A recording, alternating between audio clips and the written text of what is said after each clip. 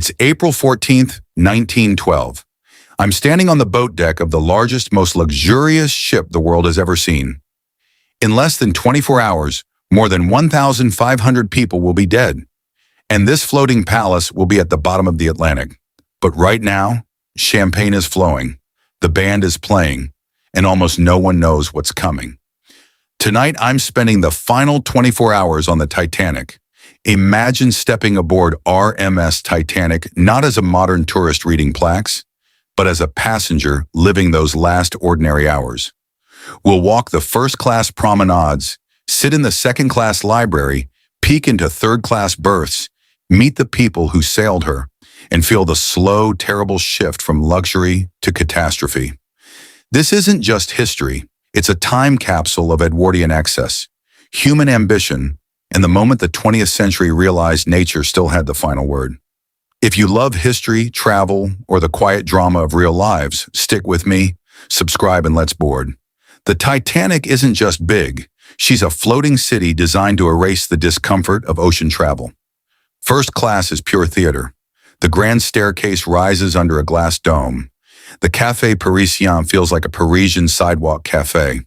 The first-class dining saloon seats hundreds under crystal and white linen. Dinner is multi-course: oysters, consommé, roast duckling, pâté de foie gras, and ice cream molded into tiny swans. You can swim in the heated saltwater pool, play squash, or simply stroll the enclosed promenade while the ship glides at 22 knots. Even second class is better than most first-class ships of the era. Oak paneling, a proper library, and menus that would impress a good hotel. Third class, crowded but clean. Separate dining rooms, better food than many expected, and the hopeful energy of immigrants heading for New York. Everywhere you look, there's polished wood, electric light, and the quiet confidence of a ship the White Star Line called practically unsinkable. That confidence is the first luxury, and the most dangerous one. A ship is only as interesting as the people on it. In first class, John Jacob Astor IV and his young pregnant wife, Madeline Benjamin Guggenheim. The mining heir Isidore and Ida Strauss. The owners of Macy's Margaret Molly Brown. The Denver socialite who would later refuse to leave a lifeboat. They move through the day in a bubble of wealth and social ritual. In second class, teachers, clergy, tourists, and families.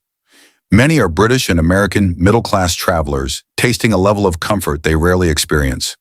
In third class, the real story of the voyage.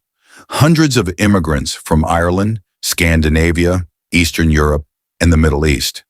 Young men seeking work, families carrying everything they own in a few trunks, children running the corridors. These are the people who will face the longest odds when the order comes. Women and children first, and third class last. For most of the day, though, none of that exists yet. There is music, there is conversation, there is the ordinary pleasure of being somewhere beautiful while the world slides past the portholes. A lookout spots something darker than the night. 3 bells. Iceberg right ahead. 37 seconds later, the ship sideswipes the berg. Most passengers feel only a slight shudder or hear a distant grinding. Many go back to sleep. On the bridge, the truth arrives quickly. The ship is taking water. 6 compartments. The mathematical limit has been exceeded.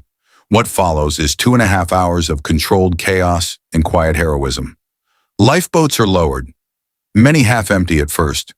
The band plays on the deck, partly to keep people calm. First-class passengers are guided toward the boats.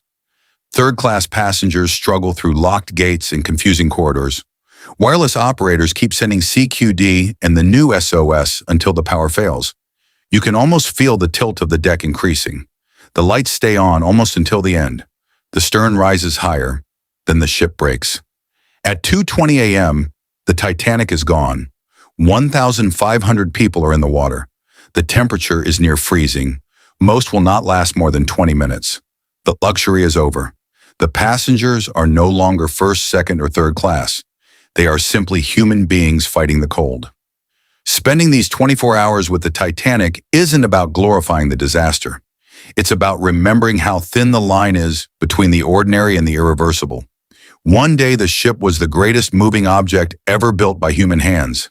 The next, it was a wreck on the ocean floor and a story that still won't let us go.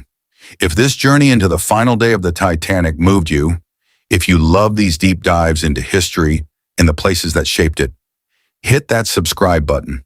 Turn on notifications so you never miss the next story. And tell me in the comments, which passenger's story stays with you the most? I'll see you in the next one. Until then, sail carefully.